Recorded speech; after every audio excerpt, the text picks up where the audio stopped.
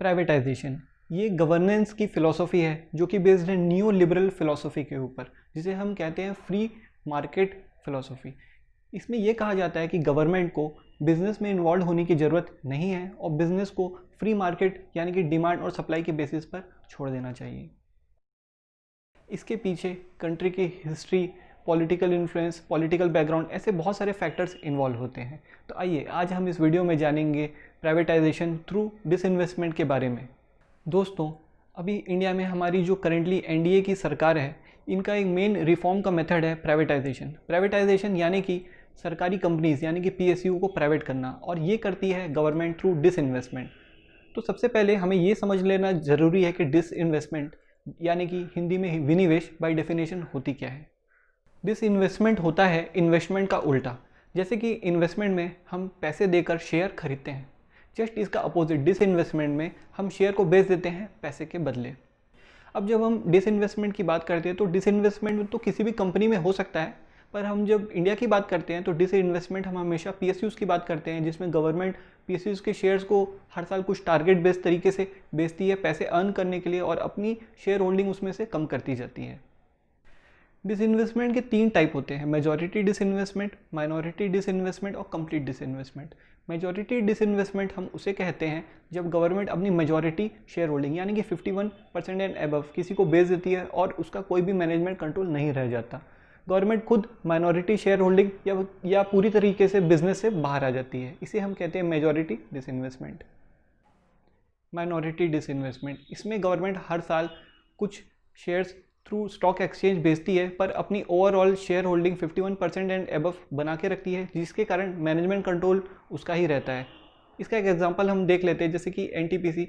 Government ने हर साल कुछ उसके शेयर्स थ्रू स्टॉक एक्सचेंज और थ्रू आईपीओस बेचे हैं, पर अभी भी मैनेजमेंट कंट्रोल गवर्नमेंट के हाथ में ही है। तो अभी तक की बातों से हमें ये समझ में आया कि डिसइन्वेस्टमेंट का मतलब है शेयर्स को बेचना, और अगर 51% एंड अबव शेयर्स जो कि पहले गवर्नमेंट के पास में थे अब किसी प्राइवेट प्लेयर के हाथ में आ जाते हैं, तो वो प्राइवेट प्लेयर उस कंपनी का मालिक हो जाता है। और इस प्रोसेस को, जिसमें कि एक पब्लिक कंपनी जो कि पहले 51% अबव शेयर होल्डिंग रख रही थी, अब उसी कंपनी में 51% अबव किसी प्राइवेट कंपनी की शेयर होल्डिंग हो गई है, यानी कि मैनेजमेंट कंट्रोल हो गया प्राइवेट कंपनी का। इस प्रोसेस को through public sector to private sector हम कहते हैं प्राइवेटाइजेशन। मेजॉरिटी डिसइन्वेस्टमेंट को हम स्ट्रेटेजिक डिसइन्वेस्टमेंट भी कहते हैं, और उसको 2 एग्जांपल्स हम देख लेते हैं। 2001-2002 में, तब की वाजपेयी गवर्नमेंट पावर में थी, तब उन्होंने स्टेरलाइट ग्रुप, जो कि अब वेदांता ग्रुप के नाम से जानी जाती है, इनको हिंदुस्तान जिंक एंड बाल्को, इन दोनों के 51% एंड अबव शेयर्स सेल किए, जिसके कारण मैनेजमेंट कंट्रोल स्टेरलाइट ग्रुप का हो गया। इन प्रोसेस को हम कहते हैं प्राइवेटाइजेशन। इन दोनों कंपनीज में गवर्नमेंट आज भी अपनी शेयर होल्डिंग बनाए हुए हैं। अब स्ट्रेटेजिक डिसइन्वेस्टमेंट यानी कि मेजॉरिटी डिसइन्वेस्टमेंट में बायर कंपनी जो है, यानी कि जो खरीदने वाली कंपनी है, वो एक पब्लिक कंपनी भी हो सकती है यानी कि पीएसयू, और एक प्राइवेट कंपनी जैसे कि हमने एग्जांपल में देखा स्टेरलाइट ग्रुप, वो भी हो सकती है। खरीदने वाली कंपनी एक गवर्नमेंट कंपनी भी होती है कुछ केसेस में। इसके एक एग्जांपल हम देख सकते हैं, जैसे कि ओएनजीसी ने एचपीसीएल को खरीदा है। अब गवर्नमेंट ने ऐसा किया क्यों कि एक पब्लिक पीएसयू यूनिट को दूसरे पीएसयू यूनिट को बेच दिया। इससे गवर्नमेंट को 2-3 फायदे होते हैं, जैसे कि गवर्नमेंट का हर साल डिसइन्वेस्टमेंट का एक टारगेट होता है कि डिसइन्वेस्टमेंट हम इतना करेंगे ताकि हमको उनसे कुछ इनकम जनरेट हो। अब जैसे कि फाइनेंशियल ईयर 2021 में ये टारगेट है 2.1 लाख करोड़। तो गवर्नमेंट क्या करती है कि एक पीएसयू को दूसरे पीएसयू को बेच दिया, तो शेयर्स के जो पैसे हैं, जो बायर वाली पीएसयू है, उससे जो कैश जनरेट होगा वो गवर्नमेंट का इनकम हो जाता है। इस प्रोसेस के इकोनॉमिकली 2-3 फ़ायदे हैं। एक तो जैसा कि हमने डिस्कस किया कि गवर्नमेंट की आय में यानी कि इनकम में हेल्प होती है, और गवर्नमेंट का हर साल का एक फिस्कल डेफिसिट का टारगेट होता है, जिसे हम डिफाइन करते हैं एक्सपेंस माइनस इनकम। उसमें इनकम साइड में गवर्नमेंट को हेल्प होती है। इसका फ़ायदा ये भी होता है मैनेजमेंट एफिशिएंसी, क्योंकि अब ओएनजीसी की ही जो मैनेजमेंट है वो एचपीसीएल को भी मैनेज करेगी, और दोनों की कंपनी के बिजनेस स्टाइल करीब करीब सिमिलर है। तो इसलिए मैनेजमेंट कंट्रोल में एक बेटर एफिशिएंसी आती है, क्योंकि अब कम मैनेजमेंट इन्वॉल्व होती है। तो आइए जान लेते हैं डिसइन्वेस्टमेंट प्राइवेटाइजेशन, इसकी क्या हिस्ट्री रही है इंडिया में। तो इंडिया जब आज़ाद हुआ तो इंडिया के जो फाउंडर्स हैं उन्होंने इंडिया की इकोनॉमी को as a mix economy define किया और उसी हिसाब से अरेंजमेंट्स किए। इस इकोनॉमी में प्राइवेट कैपिटल भी इन्वॉल्व था, तो पब्लिक की खुद की कंपनीज यानी कि पीएसयूज भी इन्वॉल्व थी। दुनिया में इस दौरान पीएसयू का ही ज़्यादा बोलबाला था, और यही ट्रेंड चलता रहा कि मोस्टली कंट्रीज़ ने नेशनलाइजेशन यानी कि जो प्राइवेट कंपनीज भी थी उनको भी पब्लिक कंपनीज बना दिया।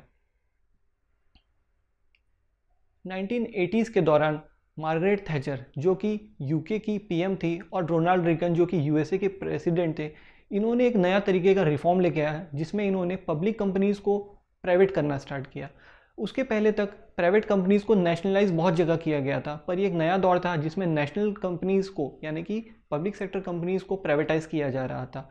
इस दौरान इन दोनों का काफ़ी विरोध हुआ, पर इन्होंने अपना रिफॉर्म का एजेंडा जारी रखा और काफ़ी प्राइवेटाइजेशन के मुद्दे को आगे बढ़ाया। ये जो रिफॉर्म का एजेंडा चला जिसमें बहुत सारी पब्लिक कंपनीज़ को प्राइवेट किया गया, इसमें से बहुत सारी सक्सेसफुल हुई और बहुत सारी अनसक्सेसफुल भी हुई हैं। इसका एक एग्जांपल है जैसे कि ब्रिटेन का रेलवेज़, जिसको आज के दिन भी सब्सिडी देनी पड़ रही है। इस दौरान इंडिया में भी पीएसयू का ही राज जारी रहा और ये राज आकर ख़त्म हुआ 1991 में बैलेंस ऑफ पेमेंट क्राइसिस के दौरान, जिस समय नरसिम्हा राव की सरकार थी और नरसिम्हा राव और मनमोहन सिंह इन दोनों ने मिलकर कंट्री को लिबरलाइज किया आईएमएफ के अंडर। 1991 के बाद इंडिया की इकोनॉमी में प्राइवेट कैपिटल को एंट्री दी गई और बहुत सारे ऐसे सेक्टर्स जो कि अभी तक सिर्फ गवर्नमेंट के लिए रिजर्व थे उसमें भी प्राइवेट प्लेयर्स को एंट्री दी गई। पर हमारी इस वीडियो का जो मेन मुद्दा है प्राइवेटाइजेशन थ्रू डिसइन्वेस्टमेंट, ये इस दौरान उतना नहीं हुआ, थोड़ा हुआ पर उतना नहीं हुआ। मेजॉरिटी डिसइन्वेस्टमेंट आकर फाइनली हुआ 2001-2002 में, जैसा कि हमने डिस्कस किया। उसके बाद भी डिसइन्वेस्टमेंट बहुत जोर पकड़ता हुआ नहीं दिखा और कोलिजन गवर्नमेंट थी बीच में जिसमें सीपीएम भी इन्वॉल्व थी जो कि प्राइवेटाइजेशन के तो सख्त अगेंस्ट है, तो ये मुद्दा भी काफ़ी सालों तक ठंडा ही पड़ा रहा। 2014 में जब मेजॉरिटी सरकार मोदी गवर्नमेंट आती है तो ये मुद्दा फिर से एक बार जोर पकड़ता हुआ दिखता है और इंडिया ने उसके बाद काफ़ी प्राइवेटाइजेशन की ऊपर जोर दिया है। और इस लाइन में लेटेस्ट है बीपीसीएल जिसको गवर्नमेंट प्राइवेट करने जा रही है, जिसकी बिडिंग भी अंडर प्रोसेस है। इंडिया एयर इंडिया को भी प्राइवेट करने के लिए ट्राई कर रही है, पर क्योंकि एक नुकसान वाली कंपनी है तो इसके लिए अलग से स्ट्रैटेजी बना रही है कि किस तरह से इसको प्राइवेट किया जाए। तो आइए इसके फ़ायदे और नुकसान के बारे में बात कर लेते हैं। इसका सबसे बड़ा फ़ायदा जो दुनिया में इसके फेवर में बोला जाता है वो है पोटेंशियल अनलॉक। जब कोई भी कंपनी गवर्नमेंट के अंडर होती है तो उसमें बहुत सारी रेस्ट्रिक्शंस होती हैं, उसमें कैपिटल इनफ्लो भी लिमिटेड होता है क्योंकि गवर्नमेंट का जो एक्सपेंडिचर है वो तो मेनली वेलफेयर के लिए होता है, कंपनी में वो इतना कैपिटल नहीं डाल पाती। पर यही कंपनी जब प्राइवेट हो जाती है तब उसका मेन सोल पर्पस हो जाता है प्रॉफिट, तो उसमें उस तरीके से कैपिटल इनफ्लो भी होता है और कंपनी एक्सपांड होती है, उसकी पूरी पोटेंशियल बाहर निकल कर आती है। इसका एक एग्जांपल भी हम देख सकते हैं जैसे कि हिंदुस्तान जिंक के केस में गवर्नमेंट ने अभी भी अपनी 30% शेयर होल्डिंग बनाए हुए हैं। 2001-2002 में जब स्टेरलाइट ग्रुप को इसको बेचा गया तब 30% शेयर होल्डिंग की वैल्यू थी 769 करोड़, पर अब क्योंकि मैनेजमेंट कंट्रोल स्टेरलाइट ग्रुप के पास आ गया अब इसकी वैल्यू बढ़कर हो गई 27,000 करोड़। यानी कि गवर्नमेंट को इतना गेन हुआ बैठे बैठाए just because of share holding. तो कंपनी की इतनी ज़्यादा पोटेंशियल थी पर वो पब्लिक सेक्टर होने के कारण बाहर नहीं आ पा रही थी, पर जैसे ही प्राइवेट हुई तो देखिए कितना एक्सपांशन हुआ। इसका एक और एडवांटेज बोला जा सकता है विंडफॉल गेन, कि गवर्नमेंट को तुरंत कैश जनरेट होकर मिल जाता है जिसको गवर्नमेंट किसी भी दूसरे पर्पस यानी कि पब्लिक के वेलफेयर के ऊपर खर्च कर सकती है। प्राइवेटाइजेशन से हेल्प होती है किसी भी कंट्री की ग्रोथ में, क्योंकि जब कंपनी एक्सपांड होती है उसके आउटपुट बढ़ता है तो कंट्री की जीडीपी में भी वो रिफ्लेक्ट होता है। प्राइवेटाइजेशन होने से गवर्नमेंट का इन्वॉल्वमेंट बिजनेस में कम होता है और गवर्नमेंट अब अपना मेन काम जो कि पब्लिक वेलफेयर का काम है उसको कर सकती है। देखिए पहले पब्लिक कंपनीज इसलिए चला रही थी क्योंकि जब भारत आज़ाद हुआ तब इतना प्राइवेट कैपिटल था नहीं, इतने बड़े इंडस्ट्रियलिस्ट या इंडस्ट्री इंडिया में डेवलप नहीं हुई थी कि बिल्कुल प्राइवेट प्लेयर्स आके कंपनीज़ को रन कर पाए। इसलिए गवर्नमेंट ने ये सारा काम अपने हाथ में लिया और ये सोचा कि जब तक एक बेसिक इंफ्रास्ट्रक्चर डेवलप नहीं हो जाता कंट्री में, एक ऐसा माहौल नहीं बन जाता कि प्राइवेट प्लेयर्स आके बिल्कुल इसको चला सके, तब तक हम ये काम करेंगे। तो अब वो टाइम आ गया है, कंट्री इतनी डेवलप हो गई है कि अब प्राइवेट एंटिटी को बिजनेसेस को हैंडओवर किया जा सकता है। तो आइए अब बात कर लेते हैं प्राइवेटाइजेशन के डिसएडवांटेजेस यानी कि नुकसान के बारे में। तो सबसे पहला नुकसान जो दुनिया भर में इसके अगेंस्ट में बोला जाता है वो ये बोला जाता है कि जब भी किसी भी गवर्नमेंट कंपनी को प्राइवेटाइज़ किया जाता है तो उसमें जॉब लॉसेस होते हैं।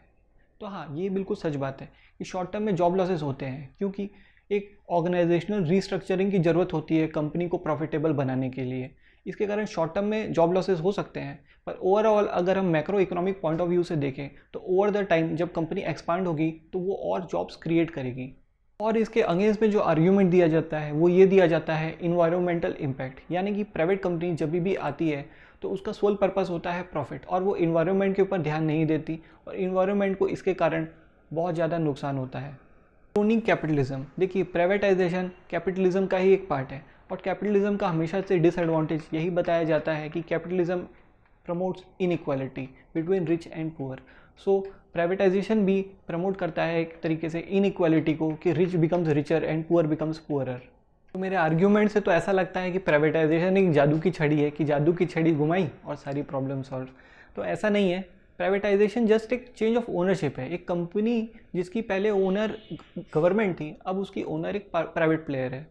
अब देखिए इंडिया के रिस्पेक्ट में अगर हम बात करते हैं तो PSUs जिसकी ओनर गवर्नमेंट होती है उसमें अपनी बहुत सी प्रॉब्लम्स होती हैं, उसमें रेड टेपिंग होती है, ब्यूरोक्रेटिक होती हैं PSUs। तो अगर उसकी जगह एक प्राइवेट प्लेयर आ जाती है तो ये सारी प्रॉब्लम एक तरीके से स्ट्रीमलाइन हो जाती है और कंपनी को एक प्रोफेशनल आउटलुक मिलता है कम्पीट करने के लिए, कम्पिटिटिवनेस के लिए। तो इससे सभी को फ़ायदा होता है इंक्लूडिंग गवर्नमेंट। तो हम ये कह सकते हैं कि प्राइवेटाइजेशन एज सच अच्छी चीज़ है या बुरी चीज़ जो भी, पर इंडिया के रिस्पेक्ट में ये एक अच्छा मेथड हो सकता है ग्रोथ को अचीव करने के लिए, इकोनॉमी को बेटर करने के लिए, गवर्नेंस को बेटर करने के लिए। Changing times, changing economies and changing point of view. India में प्राइवेटाइजेशन बीजेपी की सरकार के अंडर में जोर पकड़ता हुआ दिख रहा है, और आने वाले कुछ सालों में डिफाइन होगा कि इंडिया की इकोनॉमी किस डायरेक्शन में आगे जाती है। इंडिया में डिसइन्वेस्टमेंट की हिस्ट्री का 58% टोटल डिसइन्वेस्टमेंट बीजेपी के राज में हुआ है, जबकि बीजेपी की सरकार कंपैरेटिवली कम टाइम के लिए पावर में रही है। बीजेपी की सरकार का प्राइवेटाइजेशन एक मेन रिफॉर्म एजेंडा रहा है।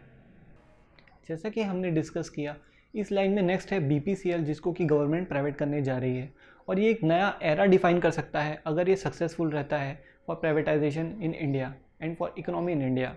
थैंक यू फ्रेंड्स, ये थी मेरी एक्सप्लेन सीरीज़ की पहली वीडियो प्राइवेटाइजेशन थ्रू डिसइन्वेस्टमेंट के बारे में, और ऐसी बहुत सारी एक्सप्लेन सीरीज़ की वीडियो मैं आप लोगों के लिए लेकर आता रहूँगा। तो इसके लिए करिए मेरे चैनल को लाइक, शेयर एंड सब्सक्राइब।